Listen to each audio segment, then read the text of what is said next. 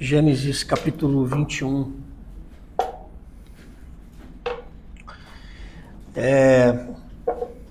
Sabe quando a caminhada se torna insuportável? Quando a gente já não tem mais não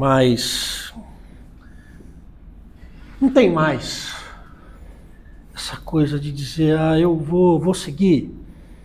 Sabe quando a gente diz assim, olha, eu caminhei o que tinha que caminhar e já não consigo mais, não dá mais. Sabe quando a gente tem vontade de jogar a toalha, né? Quando a vida se torna um lugar deserto e a gente diz assim,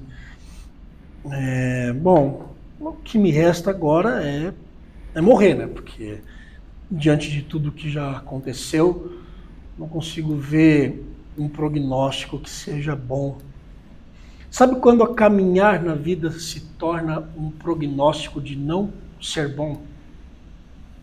Quando a gente diz assim, não tem mais o que ser legal. Não tem como mais. Pois é. É legal porque quando a gente lê a Bíblia, a gente vai precisar aprender a ler a Bíblia de algum jeito que seja interessante, porque se a gente lê a Bíblia pra gente é uma coisa, mas se a gente lê a Bíblia como sendo a nossa própria história, muda um pouco. A Bíblia não é um livro só pra gente. Não é só um livro só para nós. A Bíblia é a nossa história. Cada história que a gente lê aponta um pouquinho pra gente. Em cada relato, em cada coisa que a gente lê. Então a Bíblia não é um livro para nós só. Ela é um livro sobre nós. Sobre nós. E eu queria ler um trecho que talvez seja um pouquinho sobre você também. Gênesis capítulo 20, sobre mim também, né? Sobre mim. Eu não sou melhor do que ninguém. Gênesis capítulo 21, versículos de 8 a 21. E antes de ler, eu vou orar mais uma vez. Senhor, que seja bálsamo, que seja esperançoso, que seja bom a gente meditar nesse texto e encontrar o que o Senhor tem para a nossa caminhada, que pode estar muito pesada. Fale conosco, em nome de Jesus. Amém. Diz assim o texto.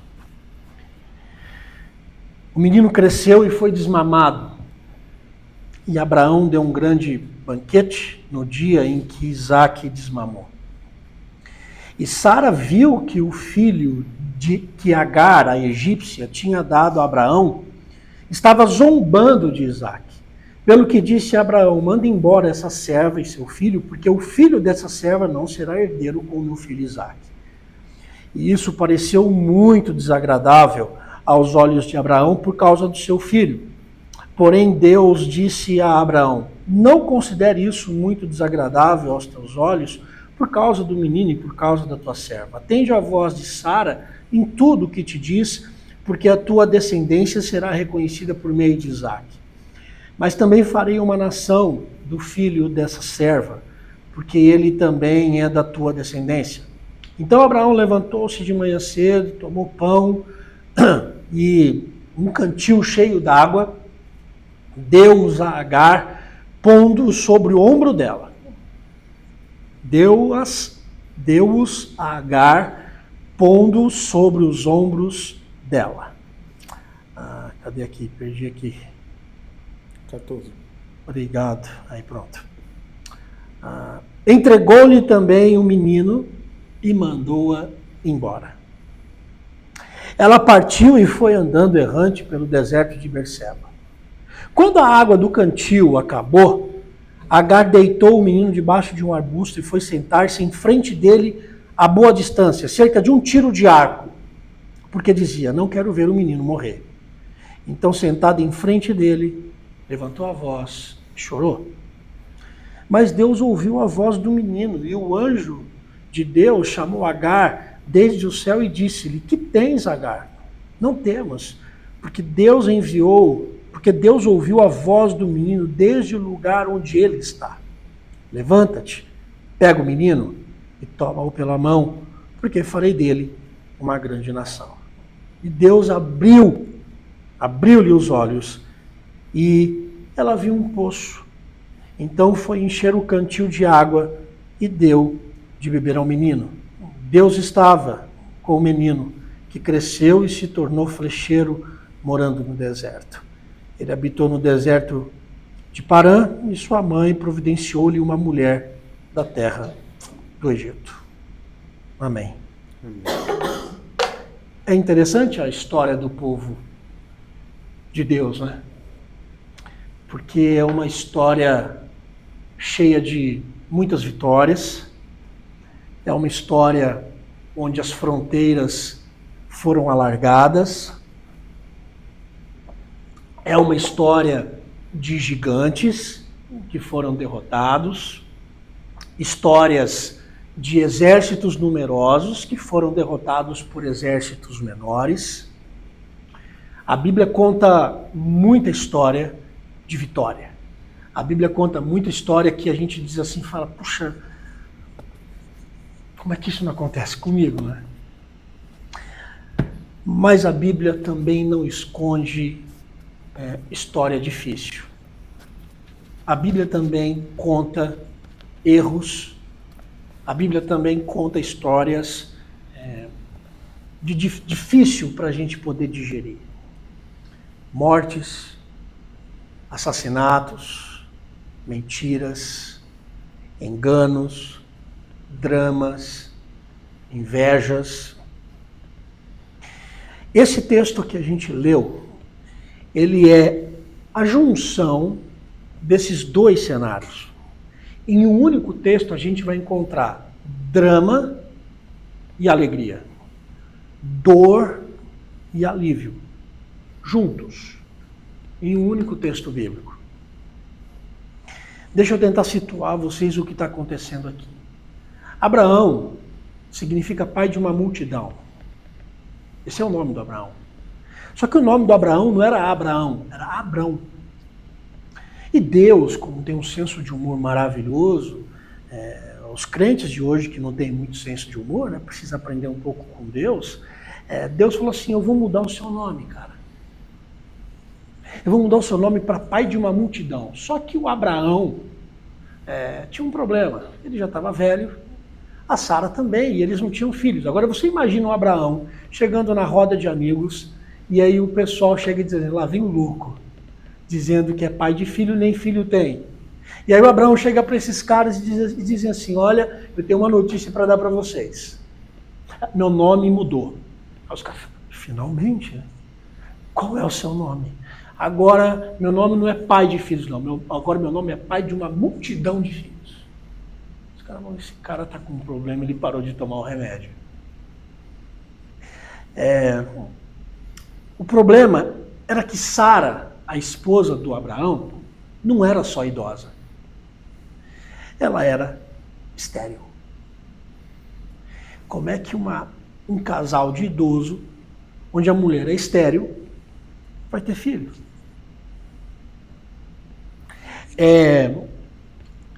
Sara teve uma ideia. A mulher do Abraão teve uma ideia. E ela faz o que geralmente a gente faz com Deus. Às vezes, assim, a gente está numa situação de vida e que a gente fala assim, pô, eu acho que Deus esqueceu aqui da minha situação. Eu acho que o meu documento de graça, de bondade, de misericórdia ficou esquecido em alguma gaveta celestial. Algum anjo perdeu a minha história aí, por aí. Isso não foi registrado no cartório de Deus. Então ele perdeu esse documento, então eu já sei. Eu vou dar uma ajudinha para Deus para ver se a coisa melhora. Quando a coisa custa muito a demorar na nossa vida, a gente quer dar uma ajudinha para Deus. Porque ou ele se esqueceu do nosso documento, ou alguma coisa está acontecendo no céu, ou Deus está olhando muito para alguém e esqueceu da gente. Então, Deus, eu vou dar uma ajudinha para você. Sara deu uma ajudinha. Sara disse assim, bom, já que eu sou velha, já que eu sou estéril, e o Abraão também é velho, né?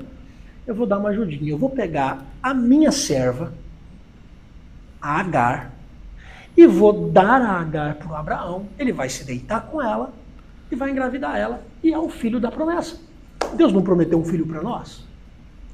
De mim é que não vai sair.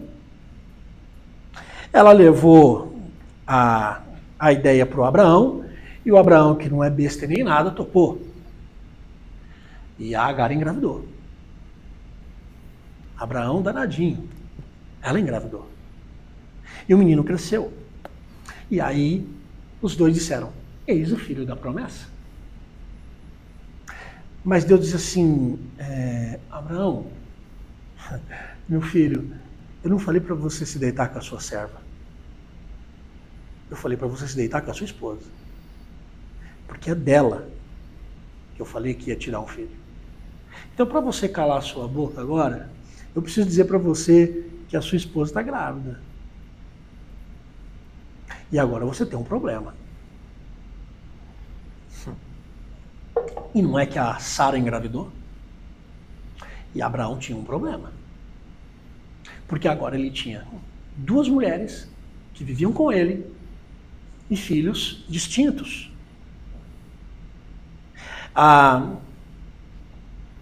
Diz a história, e eu não sei como é que o Abraão estava lidando com o crescimento do filho mais velho, que era da serva, da Agar, mas ele reconhecia o filho da esposa como seu filho. O outro era meio um bastardo. E diz aqui, então, o texto, que a gente está naquele tipo de aniversário. Sabe aqueles aniversários que a gente faz para as meninas? Fazia aniversário de 15 anos. Aí a menina aparece toda, não sei o quê, né? Chamava o cadete para dançar com as meninas, né? Aquela coisa toda. Pois é, era aniversário de desmame do menino. Naquela época tinha a festa do desmame. Quando o menino atingia uma certa idade, então, pronto, agora está virando mocinho, está virando menino. E como era uma sociedade patriarcal, valorizava-se a festa do menino. Pois é a festa do desmame, mas do filho da esposa. O outro menino, o filho da que trabalhava em casa, já era mais velho. E era uma festa de aniversário, a festa de desmame. E na festa, sabe o que aconteceu? O irmão do menino estava zoando dele na festa, zoando com ele na festa, brincando com ele, fazendo bullying com o menino na festa. A mãe, que é a Sara, viu de longe o que aconteceu e não gostou.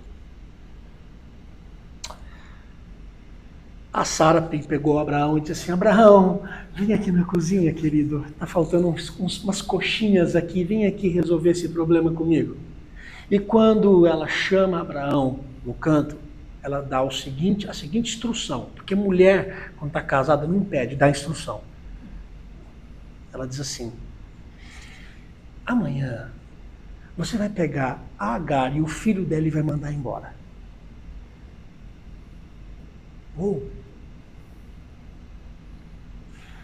O Abraão nem questionou do tipo, não, mas você que pediu esse negócio, né? O Abraão podia dar uma de João sem braço, né? Se fazer de vítima. Porque daí ela diz assim, olha, eu não quero eles aqui porque eu não quero que esse menino tenha parte da herança do nosso filho. O Abraão ficou muito angustiado. O Abraão foi dormir aquela noite muito angustiado. Mas Deus falou com ele de noite. Deus disse assim, Abraão, eu falei que você tinha um problema, né? Então vamos lá, eu vou te ajudar. Não fica preocupado. Faz o que a tua mulher está te pedindo. Com mulher a gente não briga. Você manda, pode deixar que eu vou cuidar desse menino. Porque assim como eu falei que o seu filho com a sua esposa seria uma grande nação, como esse menino é seu filho, eu também vou fazer dele uma grande nação. O que o Abraão fez de manhãzinha? O Abraão acordou, fez uma marmita, da bem chinfrinha, colocou água num pote, numa garrafinha, acordou, mandou acordar Agar, o menino, eles ficaram sem entender, ele pegou a marmita, e o texto diz que colocou isso tudo no ombro dela. Colocou isso sobre a responsabilidade da Agar. Abriu a porta do acampamento, conduziu eles para fora e disse: boa viagem. Vocês estão sendo expulsos do acampamento, da minha casa.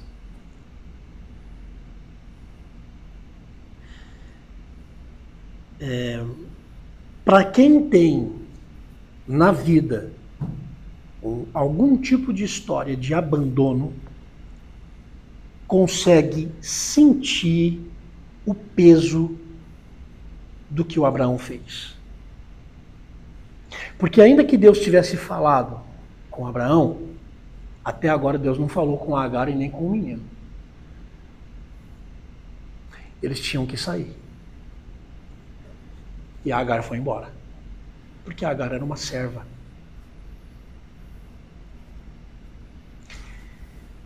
E o texto diz que essa mulher, sozinha, com esse menino, foram embora.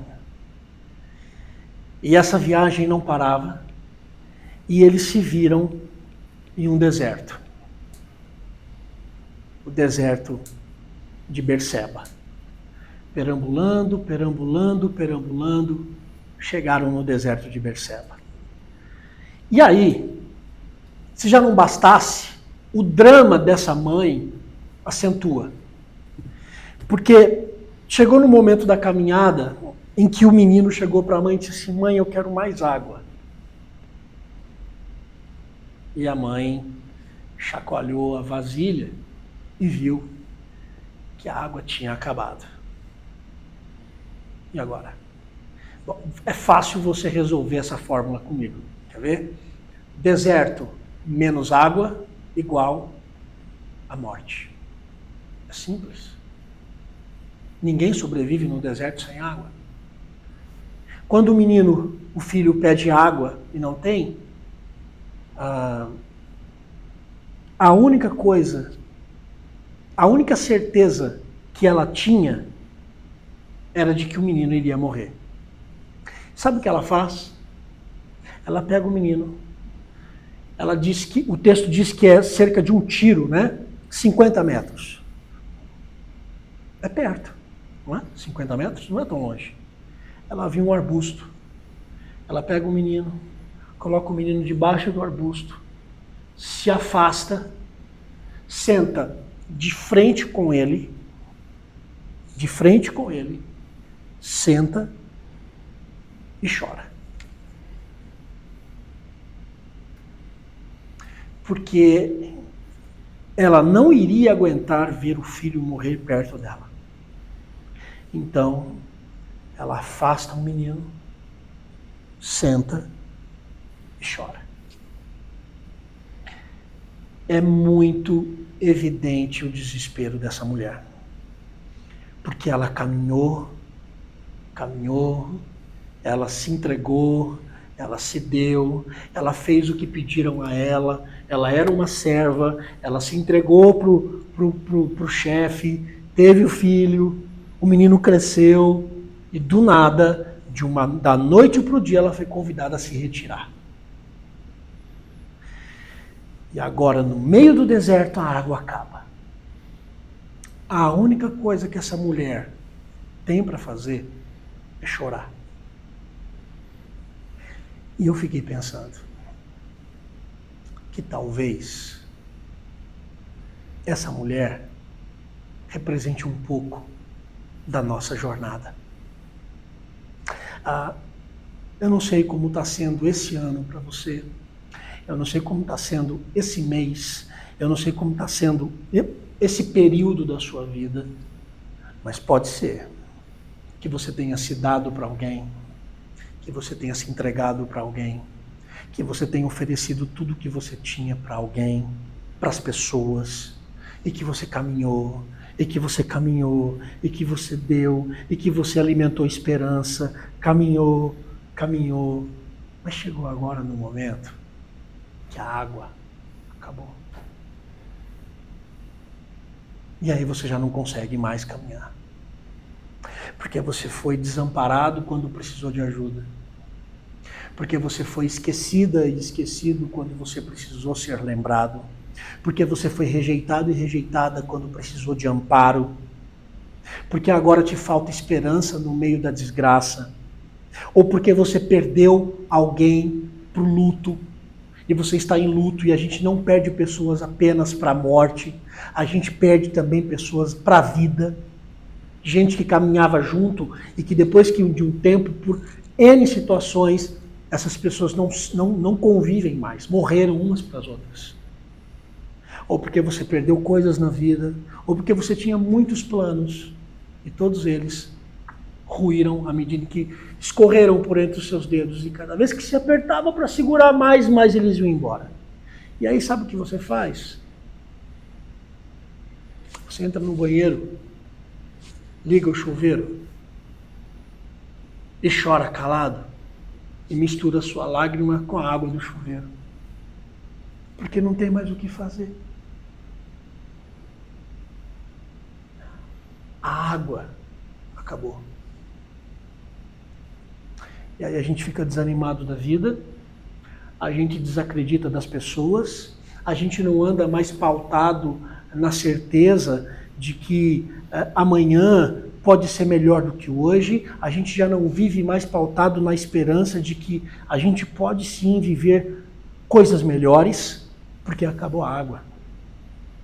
E se acabou a água nesse deserto que eu estou andando há muito tempo, eu vou sentar aqui e vou esperar a morte, porque acabou. Agar estava vivendo exatamente isso.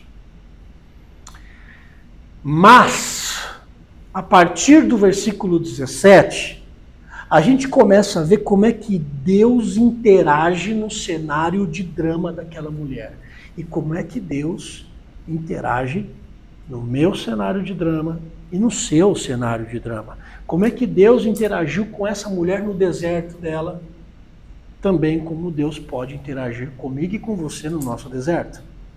No versículo 17 diz assim: Deus ouviu a voz do menino daí onde está.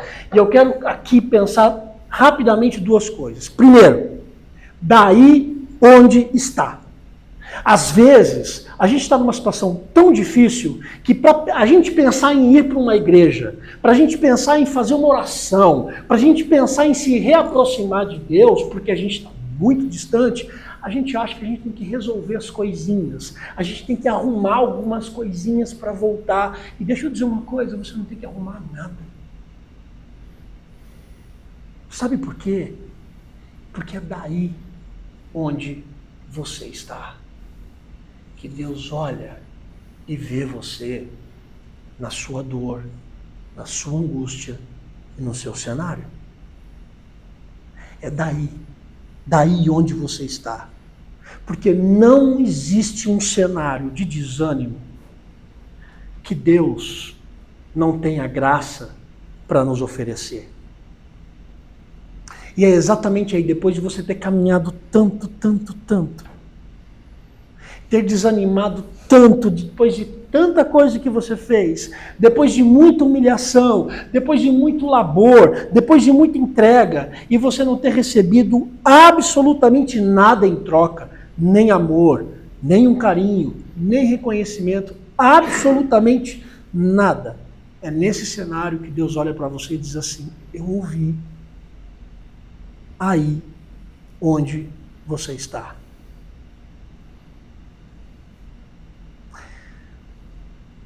Porque não há situação em que Deus não interaja com a gente. Não há deserto que Deus não nos acompanhe. Não há dor que Deus não seja capaz de aliviar. Não há frustração que Deus não trabalhe. Não há caminhada que Deus não nos acompanhe. Agora, você sabe o que eu acho interessante? É que Deus ouviu a voz de quem? Do menino. do menino. Mas não era a mãe que estava desesperada? Que interessante. Eu aprendo algo também muito poderoso. É bem possível que quando a gente fica tão desesperado na vida, a gente não tem voz para falar com Deus. A gente está tão sufocado que a gente não consegue falar absolutamente nada, não tem voz. Por conta do medo, por conta da angústia, por conta do desespero, não tem voz. Deus ouviu a voz do menino. Talvez seja por isso que no Novo Testamento Jesus diga que se a gente quer entrar no reino dos céus, a gente tem que ser como uma criança. Porque eu imagino que talvez o menino tenha dito a Deus. O menino disse o que a mãe não teve esperança para dizer. O menino disse, bom, Deus, minha mãe me botou aqui, eu quero água, você pode me dar água?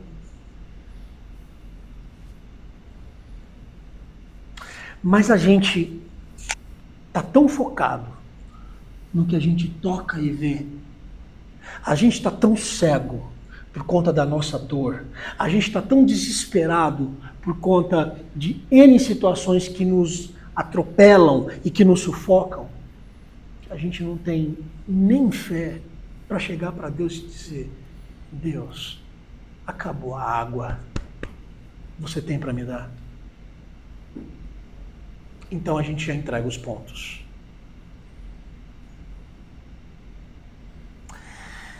E aí, como Deus ouviu a voz do menino, Deus tinha um olhar para aquela mãe, que por tantas vezes pode parecer com a gente, sufocada pela dor e sufocada pelo desespero. Porque Deus trabalha com Agar. E olha, ele trabalha de uma maneira muito dura. Sabe o que é que Deus diz para Agar? Ela tinha deixado o menino debaixo de um arbusto, correto? E se afastou do menino. Deus chegou para Agar, depois de ouvir a voz do menino, Deus não falou com o menino. Deus ouviu a voz do menino, mas não falou com ele. Que interessante, né? Sabe por quê? Porque a responsável era ela. Ela era a mãe. E ela agora teria que assumir a responsabilidade como tal. Deus olha para aquela mãe e diz assim, levante-se, vá até o seu filho e abrace ele. Uau! Quando ela deixa o menino embaixo do arbusto e volta, sabe o que ela faz? Ela faz o que eu e você fazemos diante de problemas que nós consideramos que são insuportáveis e que nunca irão mudar. A gente abandona. Quando a gente tem um problema muito difícil e que não vai alterar a situação, a gente entrega, a gente joga a toalha, a gente foge. Já fugiu de problema? Já deixou o problema acumular e se tornando uma bola de neve maior e vai crescendo, e a gente deixa, porque eu não vou resolver isso. A gente foge da situação. Eu pego o meu problema, eu pego o meu desespero, eu pego o que me causa dor, coloco debaixo do arbusto, sento e choro e espero morrer, porque não vai mudar. E aí, Deus olhou para Agar e disse assim, não fuja do que você abandonou. Caminhe e vá em direção a ele e não pare de caminhar.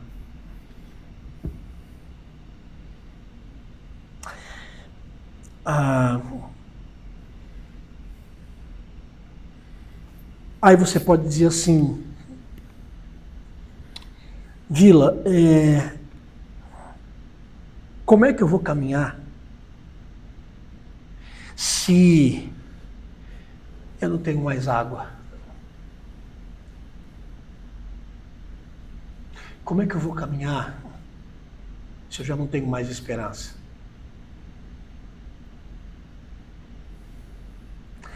Eu me lembro de uma parábola, e eu gosto muito de pensar nela, e ela cabe muito bem aqui. Vocês já ouviram aquela parábola chamada Pegadas na Areia? Conhecem essa história? Muito bonita, por sinal, né?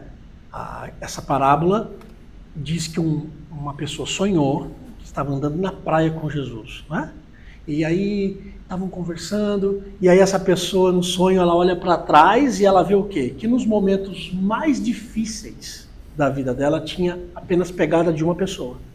Ela olha para Jesus e diz assim: Senhor, nos momentos mais difíceis da vida, o Senhor me abandonou, o Senhor me deixou andar sozinho. E a parábola diz o quê? Que Jesus olha para ela e diz: não, essas marcas na areia são minhas. Eu peguei você no colo e eu andei. Essas marcas não são dos seus pés, são dos meus pés. Eu carreguei você nos momentos mais difíceis. Lindo, né? Mas é mentira. É mentira. E não é mentira porque é uma história com E sem H. Não é uma mentira porque é uma parábola. É mentira porque Deus não mima seus filhos.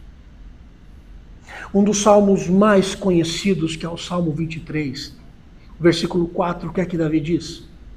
Ainda que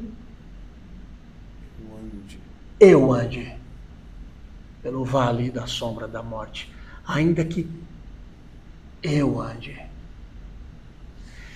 Eu não queria dizer isso para você, mas sabe o que acontece com o deserto e o vale? Você tem que aprender a andar. Deus não vai carregar você no colo. Mas sabe o que Ele faz? Deus tem uma caixinha de primeiros socorros. E aí, não interessa quantas vezes você venha parar no seu vale, porque seu pé feriu, porque você cansou, ou porque você se machucou. Todas as vezes em que você parar cansado e ferido ou ferida, Ele se agacha e trata as suas feridas. Mas o andar é uma responsabilidade minha e sua. Não impute a Deus essa responsabilidade que é sua. Porque Deus faz outra coisa nesse cenário. Ainda que eu ande, eu preciso aprender a andar no meu vale.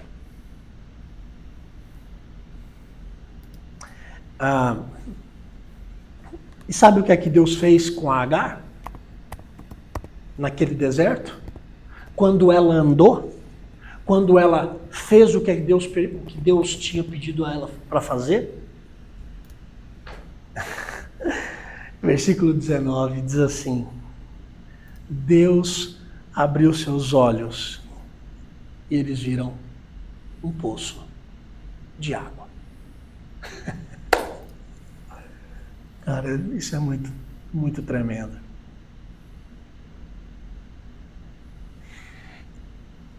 A minha interpretação desse texto é a seguinte: eu não acho que magicamente, como o Mr. M, apareceu do nada um oásis para ela tomar água e para o menino tomar água. Não acredito nisso.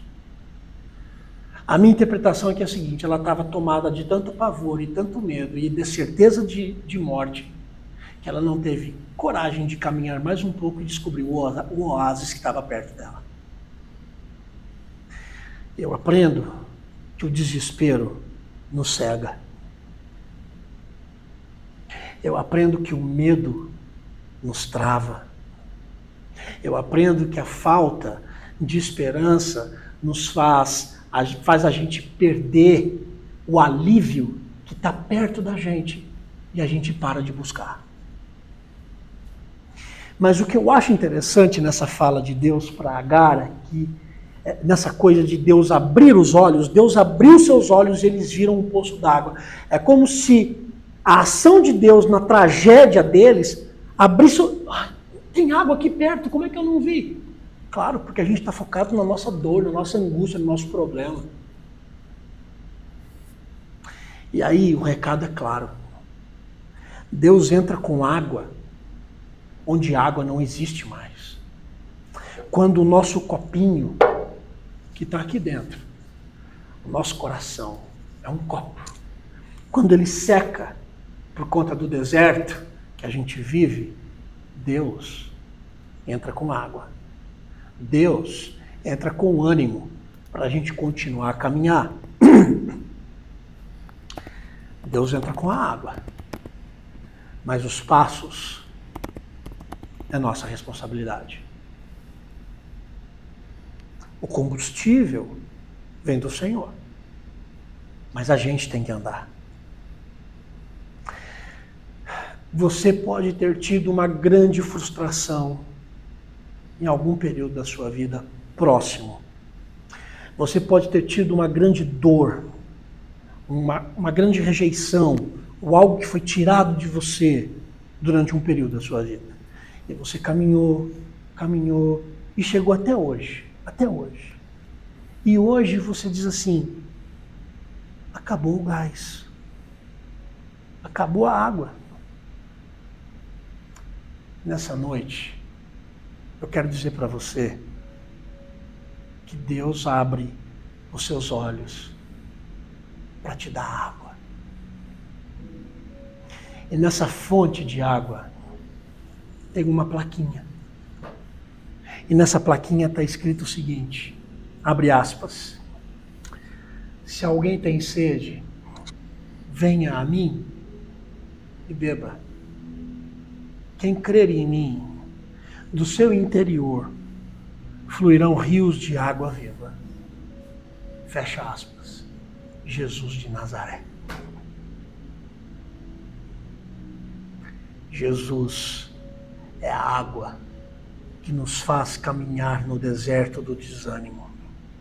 Jesus é a água que faz a gente caminhar no deserto do abandono. Jesus é a água que faz a gente caminhar no deserto da dor, no deserto da rejeição, seja ele qual for. E hoje o Senhor abre os seus olhos para dizer para você que ainda que o seu copinho esteja vazio, hoje Ele te dá água, e a água é Jesus. E independentemente do deserto que você viver, Ele disse que se você beber de Jesus, essa água nunca vai acabar. Pelo contrário, vai nascer, fluirão rios de água viva, uma cachoeira vai ter dentro de você no seu deserto.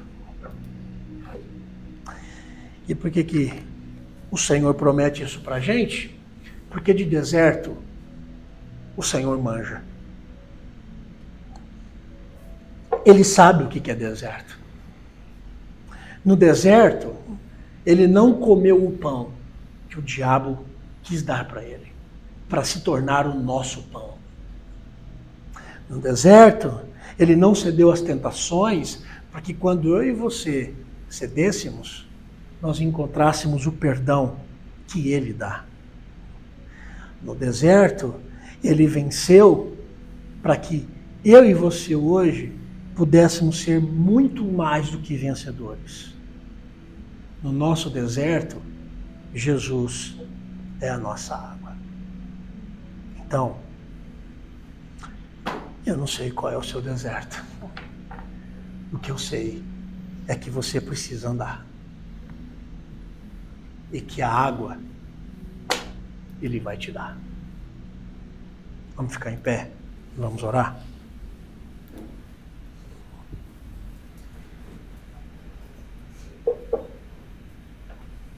Senhor,